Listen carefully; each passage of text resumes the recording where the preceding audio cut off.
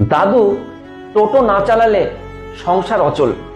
সেই পরিবার থেকে খড়গপুর আইআইটিতে চান্স পেলেন নাতি। হ্যাঁ, অভিজিৎ পেরেছেন। দারিদ্র্যের সঙ্গে তীব্র সংগ্রাম করে তিনি পেরেছেন। তার মা শয্যাশায়ী, বাবা বহুদিন থেকে তাদের কোনো খোঁজ খবর রাখে না। দিন আনা দিন খাওয়া তাদের পরিবার, তাও যেটুকু খাবার জোটে তা ওই বৃদ্ধ দাদু দিন রাত টোটো চালিয়ে যা উপার্জন করেন তা দিয়েই তাদের মুখের অন্ন তুলে দেন। আজ তার নাতি তাকে গর্বিত করলেন। এই গর্বিত দাদু তিনি তার বক্তব্যে বলেছেন, আমি মেসে কয়লা দিই, টোটো চালাই, খুব কষ্ট করে আমি দাদু ভাইকে বড় করেছি। খুব ভালো লাগছে ওর এই সাফল্যে।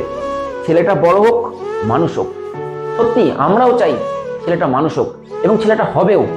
এই যে তীব্র সংগ্রাম করে এই পর্যন্ত তিনি এসছেন, আমি নিশ্চিত তার এই জীবন সংগ্রাম বহু ছাত্রছাত্রীকে অনুপ্রাণিত করবে।